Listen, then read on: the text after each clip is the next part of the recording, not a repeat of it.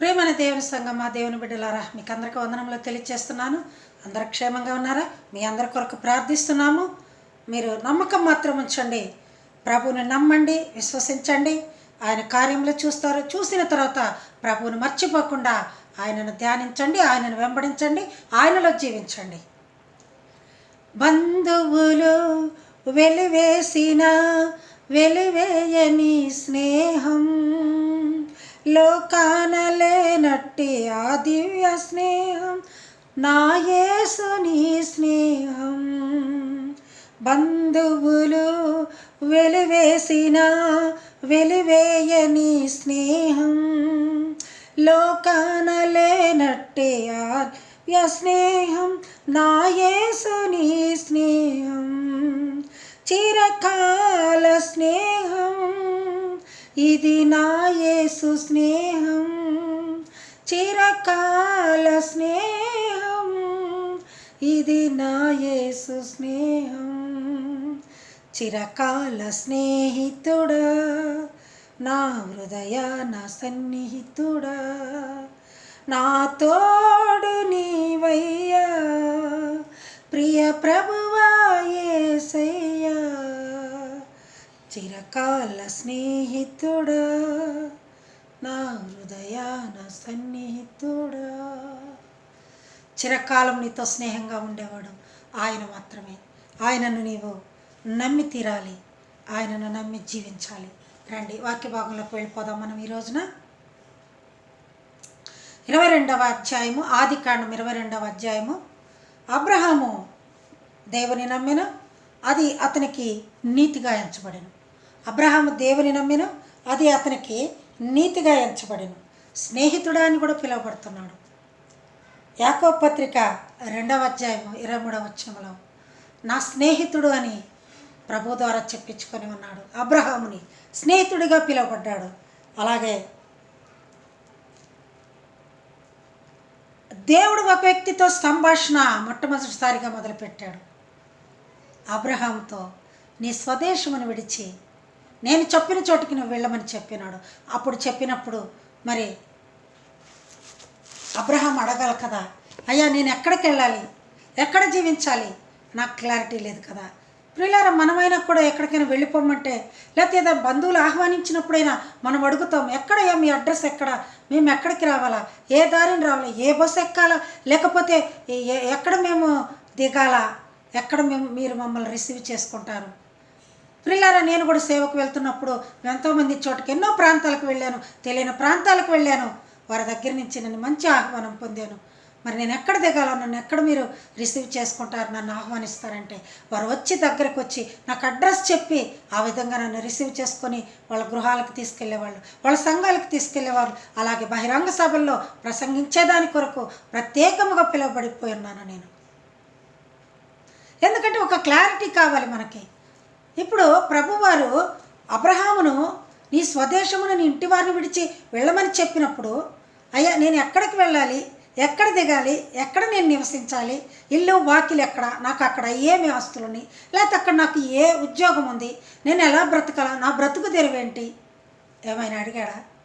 ఒక్క మాట కూడా ఎదురు చెప్పలేదు. ప్రియులారా, మనమైతే బైబిల్ చదువుకో, ప్రార్థన ఎందుకు బైబిల్ చదువుకునేది, ఎందుకు ప్రార్థన చేసుకునేది? ఆ దేవుడు, నేను అన్నీ మంచిగానే ఉన్నాను, నేనేం చెడ్డ పనులు చేయలేదు, వ్యభిచారం చేయలేదు, దొంగతనం చేయలేదు, హత్యలు చేయలేదు, ఏమి చేయలేదు, అన్నీ మంచిగానే ఉన్నాను, నేను పరలోక రాజ్యానికి వెళ్ళిపోతా, దేవుడిని ప్రార్థించాల్సిన అవసరం లేదు, నా గురించి ప్రభువుకు తెలుసు. ఎస్, నీ గురించి అన్నీ ప్రభువుకు తెలుసు. కొర్నేలు గురించి కూడా అన్నీ తెలుసు ప్రభువుకి. ఆయనకు అన్నీ ఉన్నాయి. దైవభక్తి పరుడు, ఆస్తిపాతులు, దాన ధర్మాలు చేసేవాడు, దాన ధర్మాలు చేసేవాడు. అన్ని మంచి కార్యాలన్నీ పరలోకమునందుగా గుర్తుగా చేరబడి ఉన్నవి, జ్ఞాపకముగా. కానీ ఆయన మాత్రం చేరడు. ఎందుకంటే ఆయనకి మారు మనసు అనేది ఎలా పొందాలో తెలియదలేదని.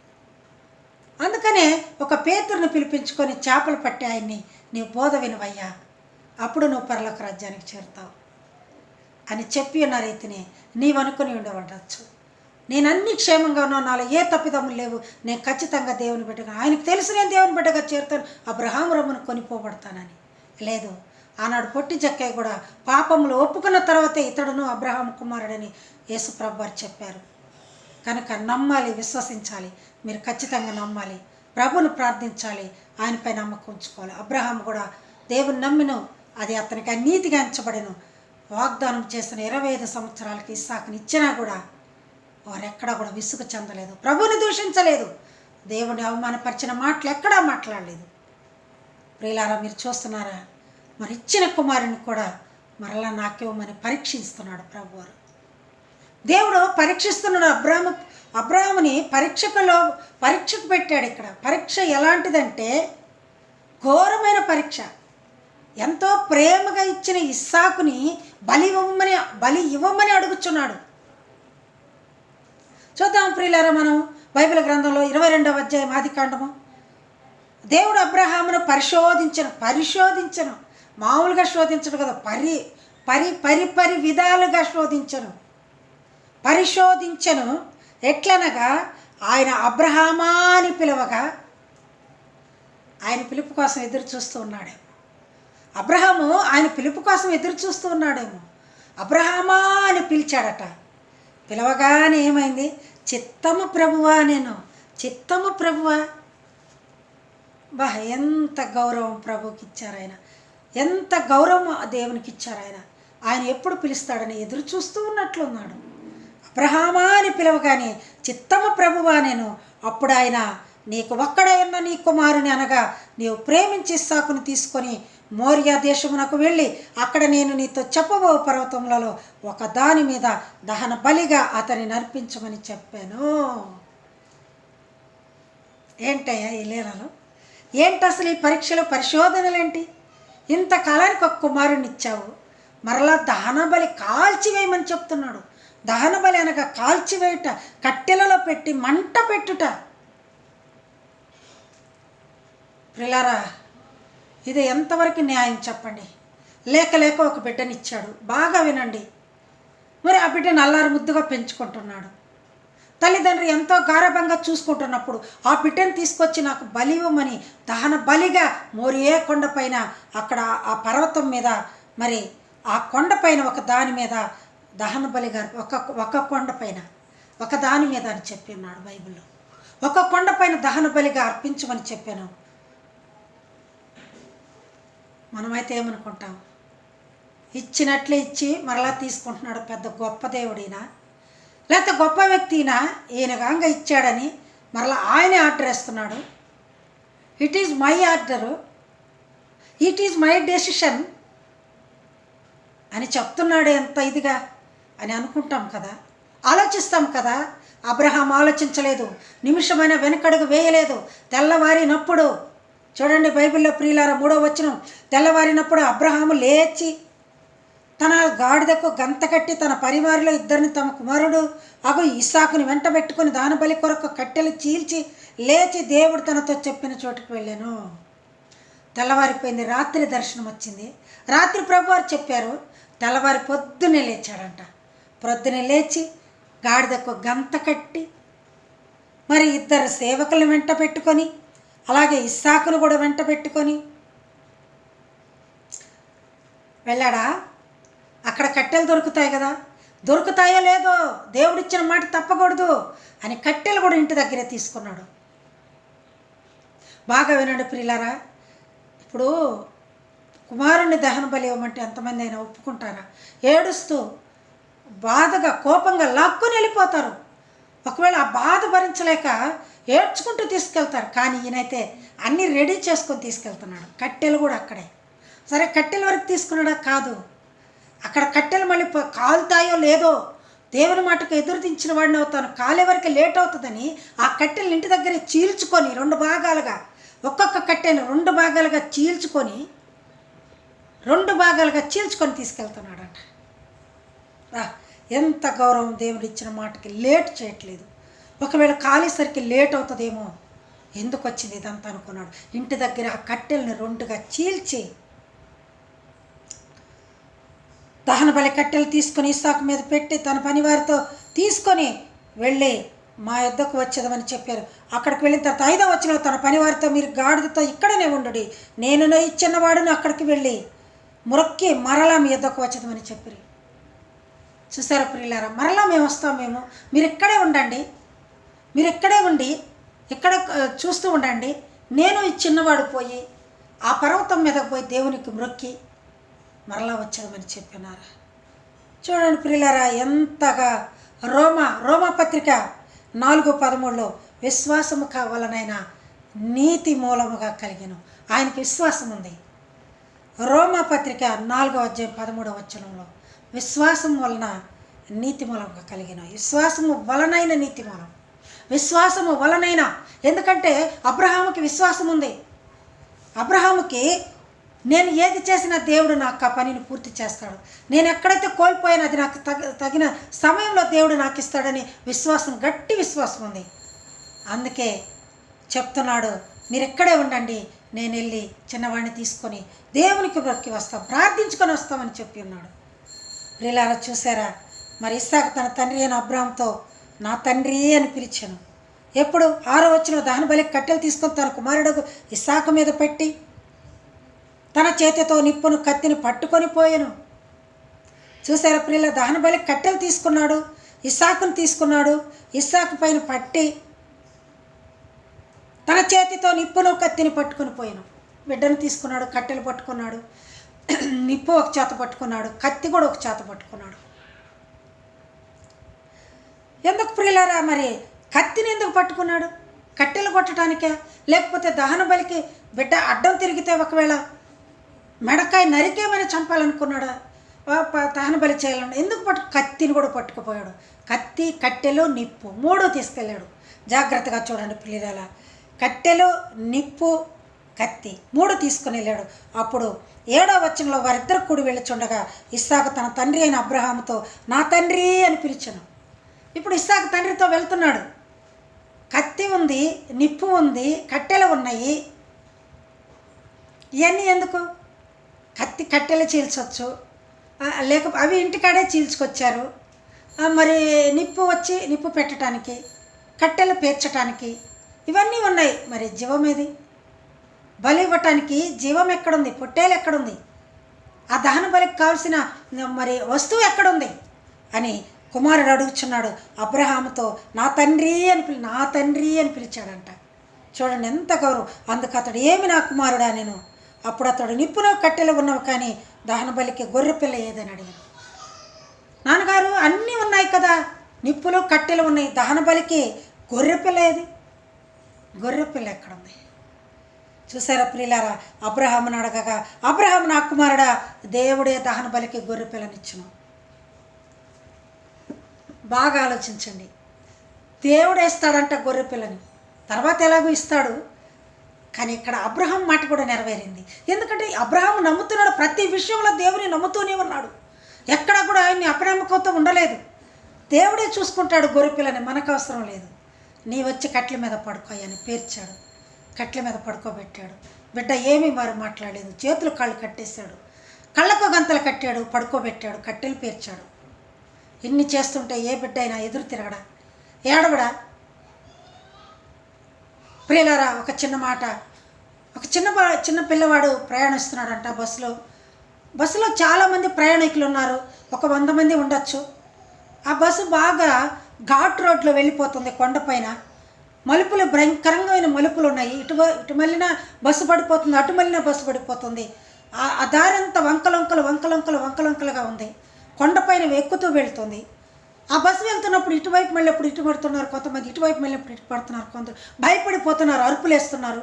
అయినా కూడా ఆ డ్రైవర్ జాగ్రత్తగా బండిని లాక్కెళ్ళిపోతున్నాడు, అందరిని రక్షించుకుంటూ తీసుకెళ్తున్నారు. అయినా కూడా ఆ బస్సులో ఉన్న ఆ డ్రైవర్ జాగ్రత్తగా తీసుకెళ్తున్నా కూడా ఆ ప్రయాణికులు భయంతో అరుపులు వేస్తున్నారు, పెద్దగా అరుస్తున్నారు. ఇటు పడిపోతామేమోనని అరుస్తూ పోతున్నప్పుడు ఒక పిల్లవాడు ఉన్నాడంట, ఒక 6-7 సంవత్సరాల పిల్లవాడు. ఆ పిల్లవాడు ఒక్క మాట కూడా అరవకుండా బాగా కూర్చొని ఏదో ఆడుకుంటున్నాడంట.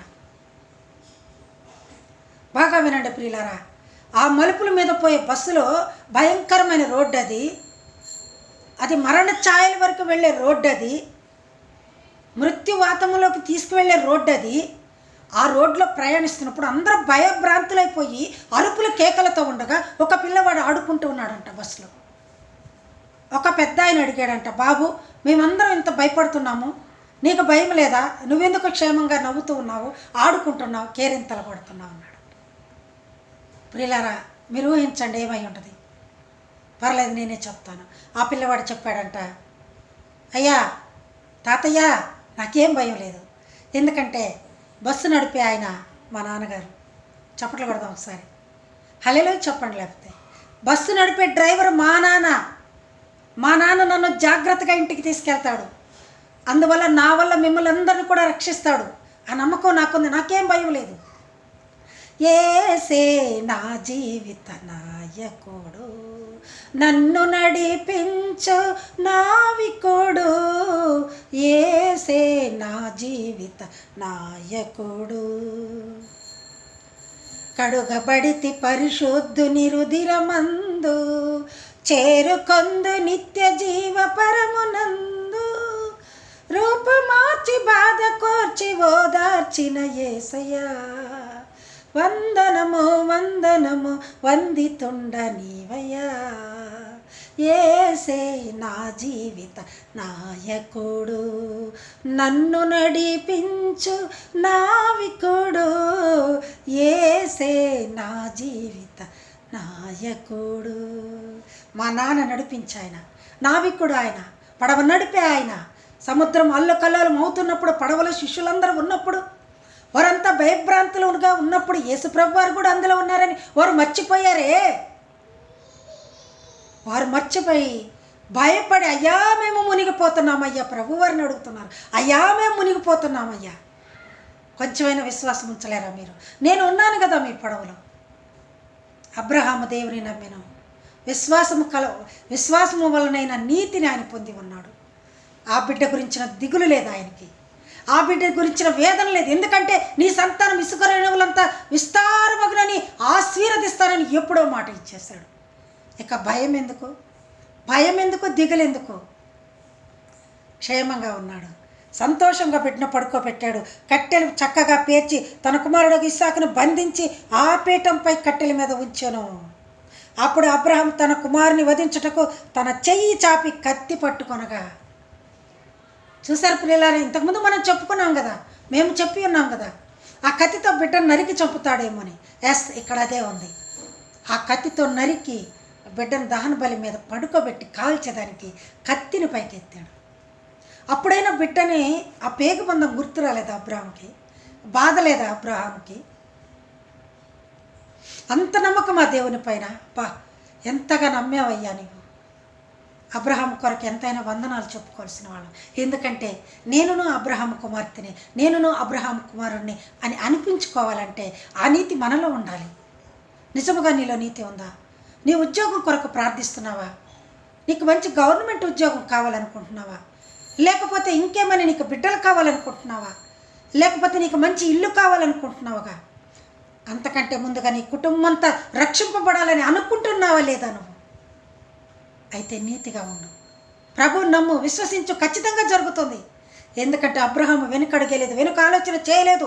చక్కగా కట్టెలు పేర్చాడు. ఆ మోరియా కొండ మీదకి వెళ్ళిపోయాడు. చక్కగా ఒక కొండ మీద ఆ కట్టెలు పేర్చాడు, బిడ్డవాని పడుకోబెట్టాడు, కాళ్ళకు చేతులు కట్టేశాడు, ఆ కత్తిని తీసుకున్నాడు, ఎత్తాడు, చంపేయటానికి రెడీ అయిపోయాడు. ఇంకొక సెకండ్ అయితే ఒకవేళ నరికేసి ఉండేవాడు గొంతు వరకు. ఎంత నమ్మకం దేవుని పైన! అలాంటి నమ్మకం నీకు నాకు ఉందా? ఎలా ఉండాలి నమ్మకం అంటే ఒకసారి చూసుకుందాం మనం. ఎందుకంటే ఆయన సేవకుడు. ఆయన కొంతమందికి రక్షణ పిలుపు అందరికీ ఉంటుంది. రక్షించేదానికి రక్షణ పిలుపు అనేది అందరికీ ఉంటుంది. ఎవరైతే రక్షింపబడాలనుకుంటాడో ప్రతి ఒక్కరికి రక్షణ పిలుపు పిలుస్తూనే ఉంటుంది. కానీ సేవకుడుగా, స్నేహితుడుగా అనిపించుకోవాలంటే కొంతమందికి అర్హత ఉంటుంది.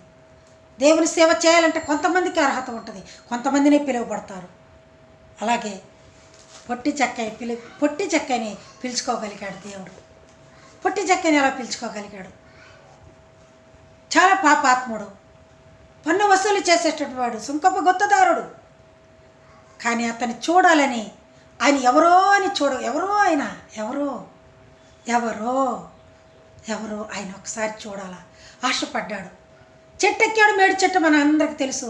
కానీ ప్రభువారు ఆ చెట్ల ఆకుల మధ్యలో కింద నిలబడి, జక్కయ్య త్వరగా దిగు, ఎవరో అని చూడగలను, నిన్ను చూడాలి ఒకసారి. ఇప్పుడు అబ్రహాంతో మాట్లాడి ఉన్నాడు, మరి జక్కయ్యతో కూడా మాట్లాడుతున్నాడు. నీవు రా, కిందకి రా, నీ ఇంటికి రక్షణ వచ్చినది. నీ ఇంటికి రావాలనుకుంటున్నానయ్యా నేను. దారిలో నీవు కనపడ్డావు, మనకు కూడా సంతోషం కదా. ఎవరో ఇంటికి మనం వెతుక్కుంటూ వెళ్తున్నప్పుడు, ఎక్కడ ఆ ఇల్లు దొరకనప్పుడు, ఆ ఇంటికి అలా మనిషి దొరికారనుకోండి, బాగా ఎండలో ప్రయాసపడిపోతూ ఉంటాం. అలాంటి సన్నివేశాలు నాకు ఎన్నో జరిగాయి. అలాంటి సిచ్యువేషన్స్ నేను ఎదుర్కొన్నాను.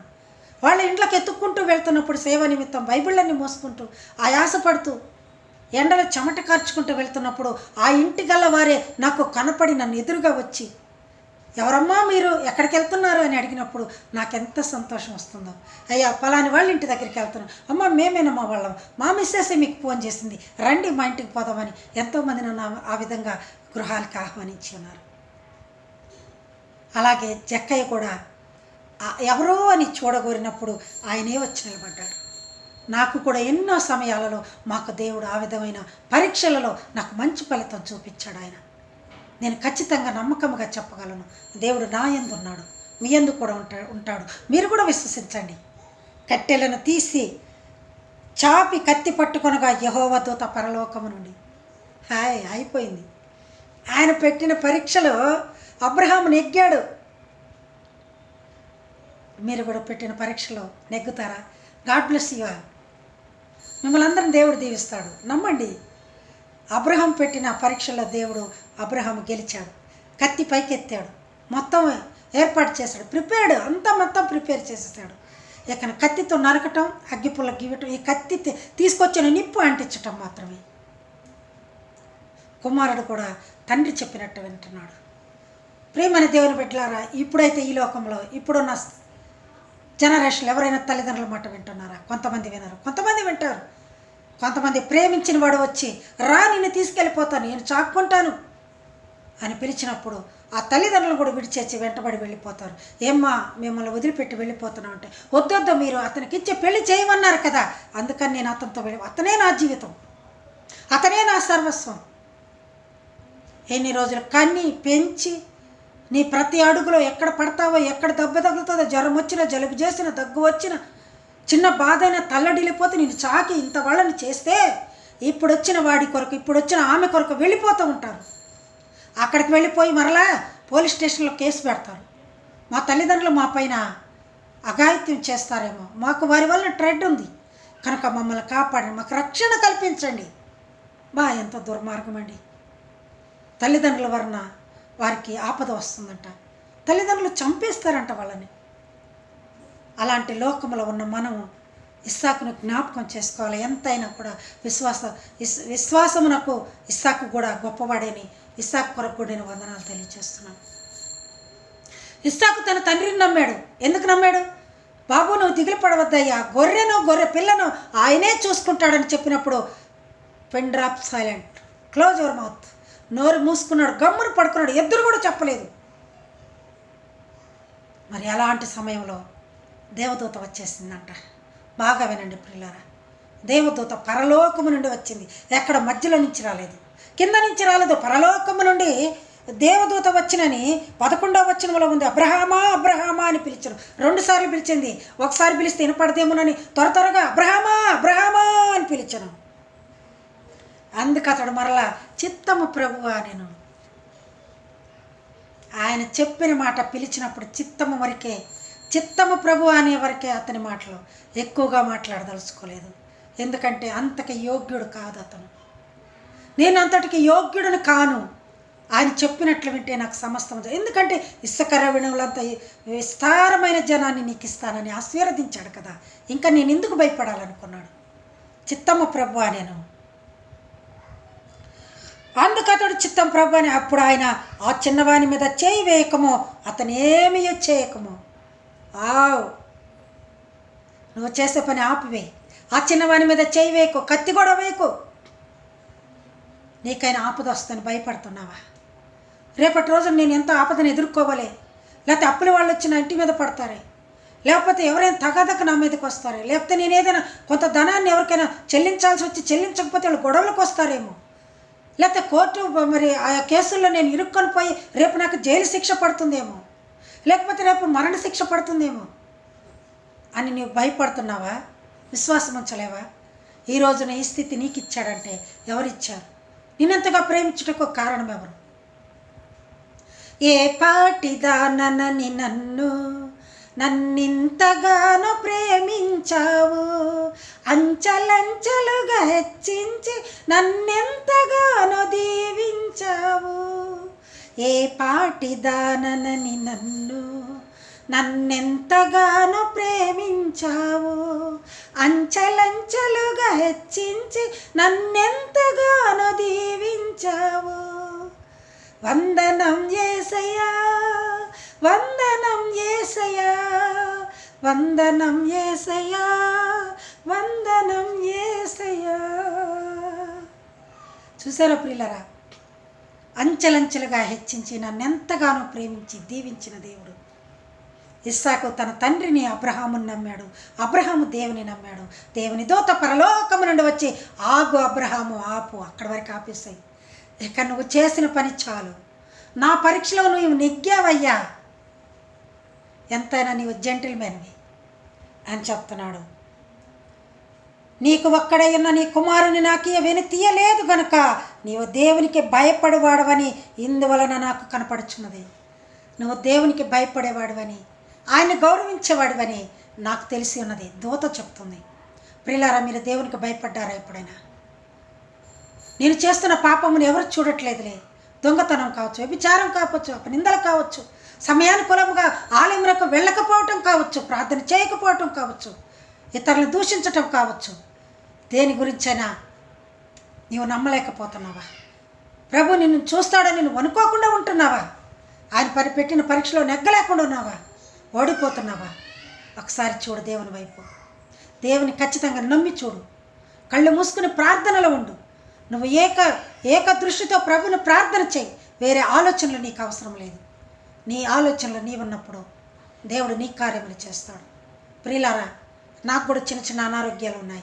అయినా కూడా నేను ఎప్పుడూ వాటి గురించి ప్రార్థించుకోలేదు. ప్రభు, నాకు ఈ అనారోగ్యం ఉందే, ఈ జబ్బు ఉందే, నేను ప్రార్థన చేసుకోవాలా? లేకపోతే నాకు అది ఉందే, ఇది ఉందే, నన్ను రక్షించు, నన్ను కాపాడు, నీ సేవకై వాడుకో. ఎప్పుడు కూడా నేను ప్రార్థించలేదు. ప్రియులారా, మీరు నమ్మినా నమ్మకపోయినా నేను ఎప్పుడు దేవుని సేవలోనే ఉంటున్నాను. నా గురించి ఆయన చూసుకోండి, ఎందుకంటే ఆయన పని నేను చేస్తున్నా. ఆయన సేవలో నేను విరామం లేకుండా ఉన్నాను. ఆయనే నన్ను చూసుకుంటాడు. నేను బ్రతికినంతకాలం ఆయన సేవలకే పాటుపడతాను. ఆయనకే నా ప్రాణాలు అర్పిస్తాను. It is my decision. చూద్దాం ప్రియులారా, అబ్రహాము వెళ్ళి అబ్రహాము కన్నులెత్తి చూడగా పొదలో కొమ్ములు తగులుకొని ఉన్న ఒక పొట్టేలు కనపడాను. ఇప్పుడు ఎలాగైనా దహన బలి ఇవ్వాలి కదా, అన్నీ పేర్చి ఉన్నది కదా. అబ్రహామును చేయమని చెప్పిన పని ఆపకూడదని నీ పనికి నేను మెచ్చాను. నీవెంతైనా దేవునికి భయపడవాడవని అర్థమైపోయింది మాకు. ఇక నీకు పరీక్ష పెట్టదలుచుకోలేదు. అదిగో ఆ చెట్ల మధ్యలో కొమ్ములు తగులుకొని ఉన్న ఒక మంచి పొట్టేలు ఉంది. ఆ పొట్టేలను తీసుకొచ్చి నరికి దహన బలి ఇవ్వమన్నారు. నీ నా పాపముల కొరకు, నీ నా రక్షణ కొరకు ప్రభువైన యేసుక్రీస్తు వారు గొర్రెపిల్లగా మారి తన రక్తమును మనకు చిందించి దహన బలి అయిపోయాడు. శరీరంలో ఒక్క రక్తపు బొట్టు కూడా లేకుండా అంతా మన కోసమే ఖర్చాడు. యేసు గొర్రె పిల్లను నేను, వదకు తేబడిన గొర్రె పిల్లను, దినదినము చనిపోవుచున్నాను, యేసుక్రీస్తులో బ్రతుకుచున్నాను. యేసు గొర్రె పిల్లను నేను, వదకు తేబడిన గొర్రె పిల్లను. ప్రేమ కలిగిన తండ్రి యేసయ్య, నీకు వందనాలు, స్తోత్రాలయ్యా. ఇదిగో తండ్రి, అబ్రహాము యొక్క నీతిని తండ్రి పరీక్షించి ఆ పరీక్షలో నెగ్గినవాడయ్యాడు, నీ స్నేహితుడయ్యాడు తండ్రి. మేము కూడా నెగ్గి నీ స్నేహితులవుటకు, నీ బిడ్డలు అనిపించుకుంటకు యోగ్యులమో కాదో నాయన ఈరోజు నిర్ణయం తీసుకుంటాం. ఈ నా దివ్య వాక్కులు నా నోట పలికించిన మీరు విన్న ప్రతి బిడ్డ ఈరోజు నిర్ణయం తీసుకోవాలా, మిమ్మల్ని నమ్మాలా, మీ కొరకే జీవించాలా. ప్రభు వారి పనులు నేను చేస్తున్నప్పుడు నా పనులు ఆయనే చూసుకుంటాడని విశ్వాసంతో ఏ బిడ్డ అయితే ఉంటుందో ఆ కుటుంబంలో శాంతి, సమాధానం, సంతోషము సమస్తమును మీరు ఇస్తారని బిడ్డలు విశ్వసించినట్లయితే జరుగుతుంది. ప్రభు ఇదిగో తండ్రి ఈ దినం మంచి వాక్యమును మాకు ఇచ్చారయ్యా మీరు. అబ్రహాం ఎంతగా నమ్మాను, ఇస్సాకు అబ్రహామును నమ్మాడు, అబ్రహాము దేవుని నమ్మాడు. ఇదంతా యేసుక్రీస్తు వంశావళికి మూల పురుషులై ఉన్నారు ప్రభువా. మీకే వందనాలు స్తోత్రాలయ్యా. ఇంతటి గొప్ప వాక్యములు మాకు మీరు ఇచ్చినందుకు మీకే వందనాలు స్తోత్రాలు చెల్లించుకుంటాం. మా కుటుంబంలో కలతలన్నిటికీ మీరే సహాయం చేయమని, ఏ బిడ్డలైతే మమ్మల్ని ప్రార్థించమని అడిగి ఉన్నారో ప్రతి బిడ్డ కొరకు తండ్రి మేము ప్రార్థిస్తున్నాం. మీ దివ్య తండ్రి దివ్య దీవెనలు వారందరిపై ఉంచమని, మాకు నీరి నిరీక్షణలో ఓర్పుతో ఎదురు చూసే బిడ్డలాగా సహనమును కలిగి, అబ్రహాము వలె సహనమును ఓర్పును కలిగి ఎదురు చూసే బిడ్డలంగా ఉంటాకు మీ కృప మాకు దయచేయమని యేసయ్య పరిశుద్ధ దివ్యనామంలో అడిగి వేడుకుంటున్నాము తండ్రి. ఆమెన్. తండ్రి కుమార పరిశుద్ధాత్మ దీవెనలు తన ప్రియ కుమారుడు మన రక్షకుడైన యేసు ప్రభు వారి అన్యోన్య సహవాసము సమాధానం మనకు మన కుటుంబాలకు ముఖ్యంగా నా దివ్యవాక్కులు నా నోట పలికిస్తున్న వాక్యలు వింటున్న ప్రతి బిడ్డలకు సదాకాలం తోడయుండి నడిపించును గాక. Amen. God bless you all. Thank you one and all.